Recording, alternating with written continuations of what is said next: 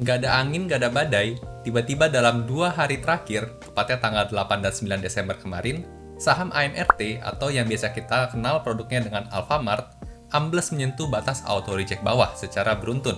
Kalau kita lihat pergerakan harga sahamnya bisa dikatakan saham ini sudah turun nyaris 15% nih dalam waktu 5 hari terakhir aja. Yang menarik adalah kalau kita coba cari alasan di media kenapa sih saham ini ARB, itu kita nggak akan temukan ya, setidaknya sampai saat video ini dibuat. Tapi kalau kita coba analisa fundamentalnya, kita bakal tahu dengan jelas nih, alasannya tanpa perlu kita nunggu media rilis berita dulu.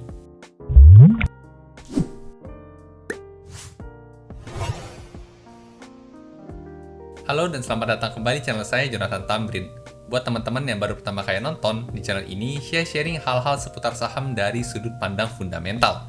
Ada analisa saham, ada mindset investasi, dan ada update berita terkini. Jadi buat teman-teman investor, boleh banget nih, diklik tombol subscribe dan nyalakan lonceng notifikasinya, biar nggak ketinggalan update-update video berikutnya. Di video kali ini, saya mau sharing analisa pribadi saham AMRT. Seperti apa kondisi fundamental, valuasi, dan prospeknya? Yuk langsung kita aja pembahasannya. Oke, sekarang kita masuk ke pembahasan ARB 2 hari beruntun. Saham AMRT, masih layak buy atau hold atau waktunya sell? Analisa fundamental, valuasi, dan prospek update kuartal 3 tahun 2022. Nah, seperti biasa, kita akan lihat dulu sekilas profil perusahaan yang mau kita bahas di video kali ini ya. Nah, nama PT-nya adalah PT Sumber Alvaria Trijaya Tbk. Kode sahamnya adalah AMRT. Di sini ada logonya yang pasti teman-teman udah familiar banget ya. Ketika keluar rumah sedikit, pasti nggak lama menjumpai dengan yang logo seperti ini, minimarket. Nah, kalau kita lihat waktu didirikannya, ternyata AMRT ini sudah didirikan sejak tahun 1999 nih. Jadi cukup lama ya, kurang lebih ada 23 tahun sudah beroperasional di Indonesia. Nah, untuk IPO-nya sendiri sejak tahun 2009, dan untuk market cap-nya per video dibuat ada di angka 103 triliun rupiah nih. Nah, kalau kita lihat pemilikan masyarakatnya, ada di angka 47,3% dimiliki oleh masyarakat. Nah, angka kepemilikan masyarakat di 47,3% ini cukup oke ya. Jadi cukup besar, tapi nggak sampai lebih dari 50%, sehingga pemegang saham pengendali masih bisa bebas untuk ngambil keputusan buat si AMRT. Nah, kalau kita lihat dari segmentasi revenue-nya, kalau kita baca laporan keuangannya ya, ternyata revenue dari AMRT ini disumbang 68,5% dari segmen makanan, sedangkan sisanya 31,5% dari segmen bukan makanan. Nah, kalau kita masuk minimarket kan biasa ada segmentasinya ya, ada makanan, es krim, minuman, roti, dan sebagainya, dan juga ada segmen yang bukan makanan, seperti sabun, deodoran, dan sebagainya. Nah, ternyata untuk Alfamart sendiri, revenue-nya paling banyak disumbang dari segmen yang makanan nih, yaitu 68,5%. Nah, kemudian ada fakta menarik terkait dengan Alfamart, yaitu emiten konsisten memberikan dividen nih, setidaknya selama 5 tahun terakhir, kalau dari data yang saya baca. Kemudian fakta menarik selanjutnya, Alfamart juga termasuk salah satu perusahaan retail minimarket terbesar di Indonesia nih. Nah, taunya dari mana? Di sini kita bisa lihat data dari laporan public expose perusahaan ya, tahun 2021. Di sini sumbernya kata dari Nielsen ya, Retail Audit. Di sini kita bisa lihat untuk Alfamart sendiri di tahun Desember tahun 2021 jumlah tokonya sudah mencapai 16.492 nih, dengan peningkatan sebesar 960 toko dari awal tahun. Nah, dari data ini kita bisa lihat kompetitor-kompetitornya ya. Di sini juga ada Alfamedia, sister company-nya, sama Alfamidi Super. Nah, ada Lawson, Serka. Nah, di sini ada Indomaret nih. Ternyata yang kalau per Desember tahun 2021 jumlah tokonya itu sudah mencapai 19.472 toko. Jadi selisih satu tingkat ya dibandingkan dengan Alfamart. Jadi Alfamart ini masih tergolong yang kedua terbesar dibandingkan Indomaret yang pertamanya. Nah, di bagian ini juga kita bisa lihat ada kompetitor dari segmen yang lain ya, dari segmen hypermart. Seperti contohnya di sini ada Giant Express. Per Januari tahun 2021 ada 59, sedangkan per Desember tahun 2021 itu sudah 0. Berarti udah tutup semua tokonya ya. Nah, untuk segmen hypermart ini ternyata punya nasib yang cukup berbeda ya dengan segmen retail minimarketnya. Seperti contohnya tadi kita bisa lihat Alfamart berkembang cukup pesat dan Indomaret juga cukup besar ya perkembangannya selama 1 tahun terakhir di tahun 2021. Oke, jadi inilah sekilas gambaran profil perusahaan AMRT ya. Nah, sejauh ini sih kalau kita lihat belum ada hal-hal yang mengindikasikan terjadinya ARB dalam 2 hari terakhir. Sekarang kita akan coba bedah kondisi fundamentalnya, dan di sana kita akan coba lihat lebih detail lagi. Yuk langsung kita lihat aja ya. Nah, analisa fundamental ini saya akan gunakan file RDFE ya. Buat teman-teman yang belum tahu, RDFE adalah singkatan dari Rekap Data Fundamental Emiten. File ini merupakan file Excel yang memang saya buat sendiri untuk memudahkan saya analisa saham tentunya. Nah, file ini berisikan rekap data fundamental inti semua emiten dalam 5 tahun terakhir. Seperti contohnya ada profitabilitas ya, kalau kita lihat ke kanan ada revenue, ada gross profit, operating profit, dan net profit.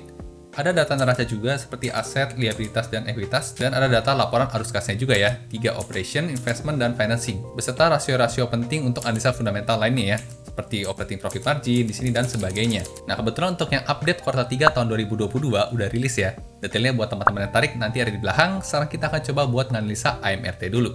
Nah, buat ngelihat analisa fundamental saham, kita pindah ke sheet yang grafik historis di bawah sini ya. Nah, sini kita tinggal ganti aja kode sahamnya yang mau kita analisa adalah AMRT. Nah, sini maka langsung muncul nih semua data-data terkait dengan kondisi fundamental perusahaan yang intinya ya. Nah, sekarang kita masuk ke profitabilitas dulu ya. Ini sudah update yang kuartal 3 tahun 2022. Semua angka sudah dalam miliar rupiah dan data 5 tahun terakhir. Ya, di tahun 2022 juga sudah disetahunkan ya, supaya kita bisa compare dengan tahun-tahun yang sebelumnya. Nah, di bawah sini ada bagan, biar kita gampang kita lihat yang bagannya aja ya. Nah, warna biru ada revenue. Kita bisa lihat ternyata AMRT selama 5 tahun terakhir revenue menunjukkan terus peningkatan ya. Meskipun kita tahu di tahun 2020 sudah ada pandemi COVID, tapi ternyata AMRT bisa tetap mencetak kenaikan revenue. Sini dari yang sebelumnya 72,9 triliun naik jadi 75,8 triliun. Bahkan di tahun 2022 yang disetahunkan, AMRT bisa berpotensi untuk mencetak 96,1 triliun nih untuk revenue-nya. Nah, sini kita bisa lihat untuk growth year on year-nya sebesar 13% nih. Jadi cukup good untuk revenue-nya karena sudah naik double digit. Nah, selanjutnya kita lihat ke bagian net profit yang paling penting ya buat investor di sini. Ternyata untuk tren net profit selama 5 tahun terakhir tetap positif ya, meskipun di tahun 2020 sempat turun sedikit, dan growth selama 2 tahun terakhir dari tahun 2021 ke tahun 2022 berpotensi untuk meningkat sebesar 20%. Ini juga hal yang bagus banget ya. Cuma di sini ada hal yang menarik nih. Untuk revenue sampai net profit itu ternyata gap-nya cukup gede ya. Di tahun yang 2022 terakhir aja, revenue-nya 96 triliun loh, tapi net profit-nya cuma 2,3 triliun aja. Nah, sebenarnya hal ini cukup wajar ya, karena mengingat AMRT ini kan perusahaan retail. Perusahaan retail itu kan dia mengambil barang dari supplier, lalu langsung menjualnya kembali ke konsumen akhir. Sehingga margin keuntungan yang didapat itu nggak bisa tinggi-tinggi banget, karena kompetitor juga melakukan hal yang sama seperti itu. Nah, untuk profitabilitas kita bisa lihat angka growth-nya di sini cukup lumayan bagus ya, sudah double digit semua. Oke, sekarang kita lanjut ke bagian selanjutnya, yaitu neraca ya, laporan neraca. Ada aset, liabilitas, dan ekuitas. Sini kita bisa lihat selama 5 tahun terakhir yang warna biru, untuk aset ternyata AMRT juga menunjukkan peningkatan yang cukup konsisten ya selama 5 tahun terakhir. Sini kita bisa lihat untuk aset meningkat sebesar 9% ya dari tahun 2021. Untuk hutangnya bertambah juga tapi 7% aja, dan ekuitasnya bertambah lebih cepat nih, yaitu 11%. Ini juga menunjukkan hal yang bagus ya. Tapi kalau kita lihat per data yang terakhir nih, warna oranye yaitu hutang itu ternyata posisinya masih lebih tinggi dibandingkan dengan ekuitasnya ya yang warna abu-abu. Jadi ternyata lebih gede utangnya dibandingkan dengan modalnya untuk AMRT. Nah, hal ini perlu kita waspadai ya, karena kalau salah-salah AMRT ini bisa gagal bayar hutang dan bangkrut akhirnya, karena tingkat hutangnya ini cukup tinggi nih dibandingkan dengan modalnya. Nah, lanjut ke bagian arus kas. Di bagian kanan sini ada operation, investment, dan financing. Kita lihat dulu yang warna biru ya, operation. Ini hal yang bagus ya, karena AMRT selama 5 tahun terakhir angkanya positif semua. Dan lumayan gede-gede nih. Di sini angkanya sampai 6,5 triliun, sampai 3,8 triliun. Ini hal yang bagus ya. Karena berarti di tahun itu, uang lebih banyak masuk nih dibandingkan uang yang keluar ke perusahaan. Nah, lanjut ke bagian investment. Yang warna oranye di sini kita bisa lihat angkanya negatif semua. Nah, ini juga merupakan hal yang bagus. Berarti ada uang yang keluar untuk melakukan aktivitas investasi nih. Nah, seperti yang kita tahu, tujuan dari investasi itu kan hal yang baik ya. Investasi ke aset, investasi ke SDM-nya, yang tujuan akhirnya untuk meningkatkan profitabilitas perusahaannya lagi. Lalu kemudian untuk yang financing, yang warna abu-abu ini juga bagus ya. Angkanya negatif semua, yang berarti ada uang yang keluar untuk melunasi hutang atau membayar dividen. Jadi ini tergolong ideal ya untuk AMRT, posisi arus kasnya, operation, investment, dan financing. Nah, secara laporan keuangan di sini masih belum ketemu ya indikasi yang kira-kira menyebabkan ARB 2 hari terakhir kemarin. Kita lanjut dulu, kita lihat untuk rasio profitability margin-nya ya. Nah, untuk profitability margin ada gross profit margin, operating profit margin, dan ada net profit margin. Kita bisa lihat di data yang update yang terakhir, untuk gross profit margin ternyata hanya 21% dari total revenue-nya nih. Jadi memang ternyata beban COGS-nya itu cukup gede ya, yang menyumbang hampir 80%, sehingga gross profit margin-nya hanya sisa 21% aja. Lalu kemudian turun ke profit margin tinggal 3% dan net profit margin-nya hanya tinggal 2% aja. Nah, sebenarnya ini tergolong yang sangat kecil ya, mengingat ini bisnis retail biasanya mungkin kisaran 3-5% lah untuk net profit margin-nya. Ini tergolong kecil, tapi mungkin karena AMRT punya nama yang cukup besar juga ya, jadi konsumen masih tetap percaya untuk belanja di AMRT. Untuk profitability margin sebenarnya masih oke, cuma agak sedikit terlalu kecil menurut saya. Lanjut ke bagian ROE atau Return on Equity, kita bisa lihat selama 5 tahun terakhir ternyata menunjukkan peningkatan yang cukup positif ya. Awalnya selama tahun 2018 hanya mencetak ROE sebesar 11%, namun sekarang berhasil mencetak sampai 24%. 2 digit dengan kepala 2. Nah, ini merupakan hal yang bagus, karena sebenarnya agak susah nih mencari perusahaan yang bisa menghasilkan ROE sebesar Alfamart ini. Kita lanjut ke bagian debt to equity ratio ya, rasio hutang terhadap modal.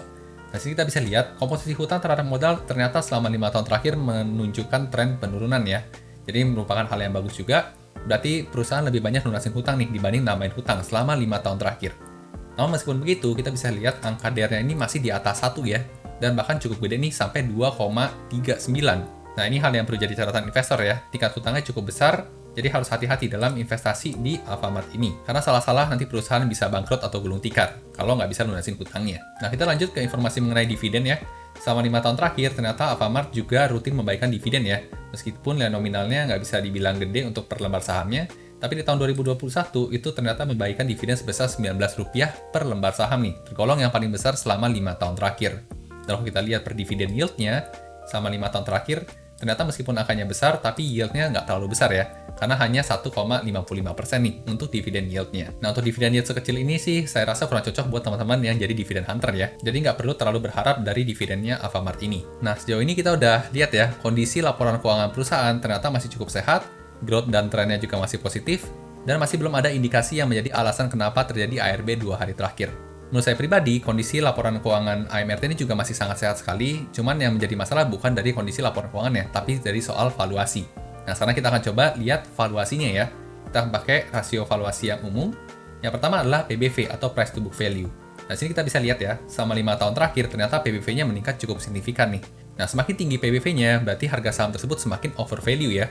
Karena biasa PBV rata-rata itu di angka 1, tapi ternyata AMRT ini selama 5 tahun terakhir average-nya di 6,59. Sedangkan di update yang terakhir ada di angka 10,64 nih. Bahkan bisa dikatakan sudah ketinggian jauh dibandingkan dengan rata-rata PBV wajar pada umumnya, yaitu di angka 1. Jadi bisa dikatakan secara valuasi menurut PBV ini sudah terlalu mahal ya, dibandingkan dengan performa kinerja perusahaannya. Nah, sekarang kita lanjut ke rasio valuasi yang kedua ya, yaitu PE ratio atau Price to Earning Ratio. Di sini ada di sebelah kanannya. Kita bisa lihat pergerakan PE ratio selama 5 tahun terakhir juga ternyata tergolong sangat mahal ya, atau over value. Karena PE ratio ini biasanya dikatakan wajar kalau di angka 10 nih. Tapi ternyata pergerakan PE ratio dari AMRT itu bergerak di rentang 38,84. Sedangkan per video dibuat, yang terakhir itu ada di angka 44,46. Jadi masih cukup jauh nih di atas dari rata-rata biasanya si AMRT ini. Jadi menurut PE ratio pun juga mengatakan AMRT ini sudah kemahalan atau overvalue. Nah, sebagai investor fundamental, biasanya kita percaya kalau harga saham pada akhirnya akan mengikuti value dari perusahaan itu tersebut. Di sini kita bisa lihat secara value sudah kemahalan, eventually atau pada akhirnya dia akan turun atau mengikuti harga wajarnya ya. Jadi kalau boleh saya simpulkan, ternyata memang kondisi laporan keuangan perusahaan ini masih sangat baik-baik saja. Cuman yang jadi masalah adalah secara valuasi harga sahamnya sudah kemahalan.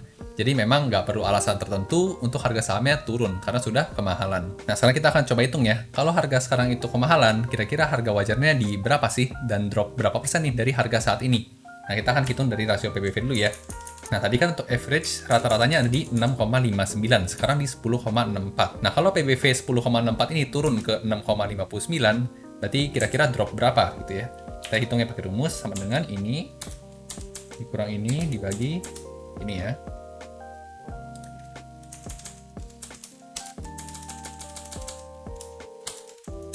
Nah, ternyata ada drop atau potensi minus sebesar 38% ya. Nah, sekarang harga saham AMRT di 2.500 per video ini dibuat. Dan kalau drop 38%, berarti sisanya tinggal sama dengan 1 ditambah yang tadi ya.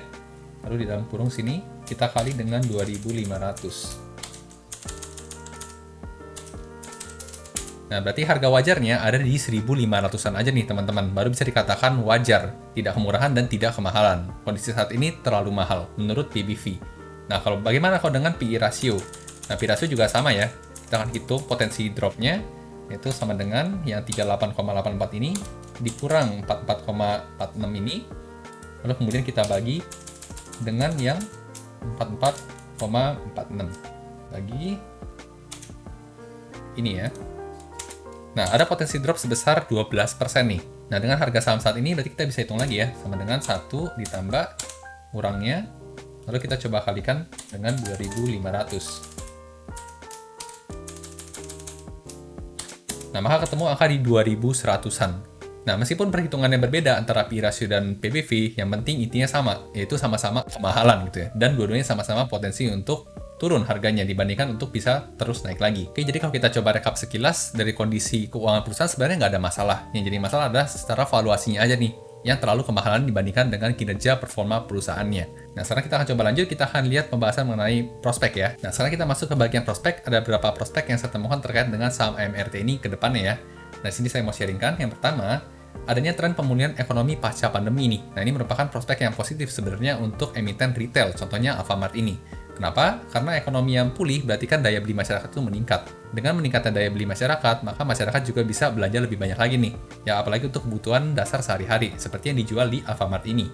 Nah, kemudian prospek selanjutnya, Alfamart ini juga merupakan sektor defensif ya, yang menjual kebutuhan sehari-hari. Jadi ketika pandemi maupun ada krisis sekalipun, produk-produk yang dijual oleh Alfamart ini tetap bisa digunakan dan dibutuhkan oleh masyarakat. Jadi tetap akan ada sales ya, karena dibutuhkan dalam kehidupan sehari-hari. Nah, selain prospek yang positif, ada juga prospek negatif nih, yaitu terkait dengan tren kenaikan inflasi dan suku bunga. Kita tadi bisa lihat ya, untuk tingkat hutangnya Alfamart itu cukup tergolong tinggi, dan dengan naiknya suku bunga tentunya akan menggerus keuntungan perusahaan lebih lagi. Apalagi dengan adanya kenaikan inflasi, yang berarti harga-harga barang jadi naik, otomatis Alfamart juga harus naikin harga barang yang dijual nih supaya nggak rugi. Dan dengan naiknya harga-harga barang, tentunya secara logika konsumen juga akan mikir-mikir lagi nih untuk beli barang-barang yang harganya sudah naik ini. Nah, tergantung ya, lebih kuat pemulihan ekonominya, lebih tingkat daya belinya, atau lebih kencang inflasinya. Jadi ini hal yang negatif untuk Alfamart. Nah, kemudian hal yang terakhir yang cukup negatif juga buat Alfamart, kita tadi sudah lihat bareng-bareng ya, dan kita udah hitung sama-sama, kalau valuasinya sudah over value menurut rasio PBV dan PE ratio. Jadi memang ini yang jadi pemberat, yang menurut saya jadi alasan kenapa ARB 2 hari beruntun 2 hari kemarin. Nah, tentunya seperti biasa saya disclaimer dulu ya. Tujuan dari video ini bukan untuk memberikan ajakan membeli atau menjual suatu saham. Jadi ini hanya pure saya sharing hasil analisa yang saya temukan. Bagus kalau teman-teman dapat insight, tapi kalau buat beli atau jual suatu saham, teman-teman tetap harus ngerjain PR-nya ya, atau do your own research. Oke, jadi itu tadi hasil analisa fundamental, prospek, dan valuasi saham AMRT versi saya. Buat teman-teman yang tertarik sama file Excel RDFA-nya, kebetulan saat ini yang update kuartal 3 tahun 2022-nya udah rilis ya, dan sudah terupdate sekitar 600-an kuartal 3 emitennya. Buat teman-teman yang pesen, bakal dapat free update berkala nih, minimal sekali setiap minggunya sampai lengkap data 700-an plus laporan kuartal 3 emitennya. Teman-teman juga boleh coba file sampelnya dulu, gratis, jadi kalau cocok bisa langsung pesan aja. Boleh DM atau email saya, panggil aja, Bang, Mas, Bro, bebas ya. Mau minta file sampel RDFA-nya dong? Nanti bakal dibantu sama tim saya untuk file sampelnya. Oh iya, harga RDFA ini bakal naik untuk kuartal keempat dan kedepannya ya. Jadi saran saya sih, kalau emang cocok, teman-teman bisa ngambil di harga paket di kuartal 3 ini, sebelum naik tentunya. Untuk detailnya boleh tanya di DM, Instagram, dan email ya. Nah, gimana nih teman-teman setelah dengar analisa tadi, bagaimana pandangan teman-teman terhadap saham AMRT ini? Masih layakkah untuk dibeli dan hold? Atau dijual or skip dulu aja, karena nggak cocok dengan resikonya? Tuliskan pendapat dan komentar teman-teman di kolom komentar di bawah ya, biar bisa kita diskusin lebih lanjut lagi. Suka video seperti ini? Jangan lupa di like dan bagikan ke teman-teman investor lainnya ya, supaya makin jago analisa sahamnya. Sampai jumpa di video berikutnya.